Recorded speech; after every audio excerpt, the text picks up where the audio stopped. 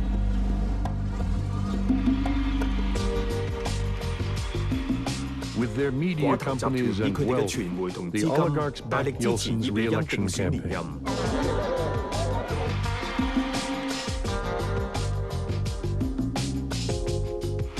Singing and dancing endlessly across Russia, Yeltsin surged ahead in the polls and to victory. Potanin entered Yeltsin's cabinet, the oligarch's direct voice in the Kremlin.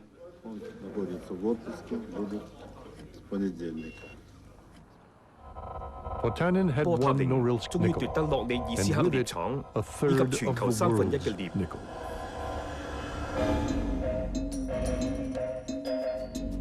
For a company with annual sales of $2.5 billion, Potanin paid just $170 million.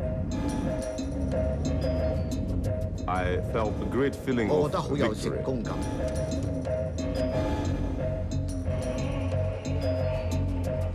Several years before, it was even difficult to think about struggling with red directors.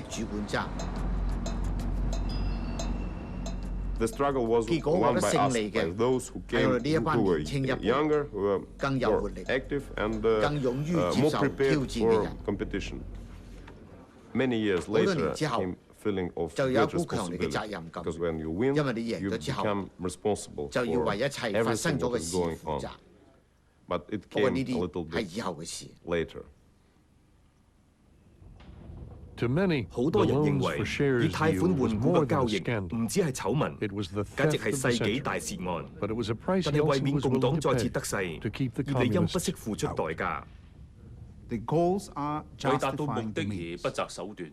That's how the 布爾什 Bolsheviks 維克 did 人就係咁 revolution. 樣喺俄羅斯發動革 That's 命， why it is disaster. 用咁樣嘅 Always, 公 when 式 you 嚟 are 行 using the 事， formula that the 為 goals 求 are 目的不擇 justifying the 手段， means, you are 最 destroying 終只 the 會適得 goals. 其反。 In Yeltsin's Russia, 任人唯親嘅資本主義喺俄羅斯大行其道。 For many, 好多人覺得 reform came to 改 mean 革代表咗 corruption, 貪污、腐 inflation, 敗、通 and 脹同不 inequality. 平等。 Then in 1998 1990, 年， Russia 俄羅斯 defaulted 因 on 為 its 拖欠 debts 貸 and the 款 stock，market 導致股 crashed. 市暴跌。 The Yeltsin era 2000年 ended 嘅 with 元 his 旦 abrupt 日， resignation 葉利欽突 on 然 New 宣布 Year's 辭 Day 職。 2000.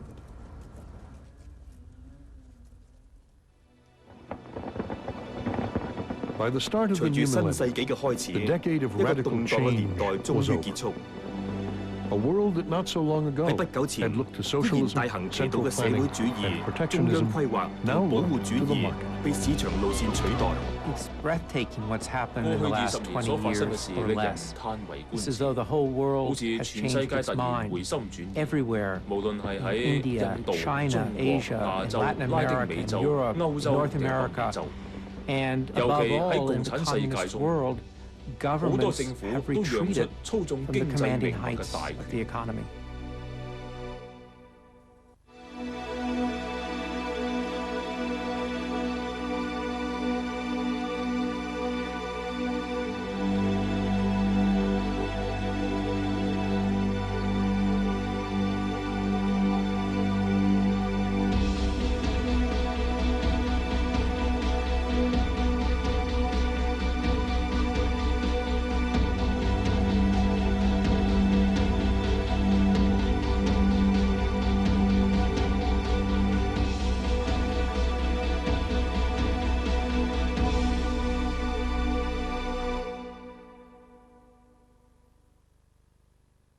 The global economy now means whatever happens in New York, Tokyo, Argentina, Jakarta, or the Middle East will also have significant effects on us.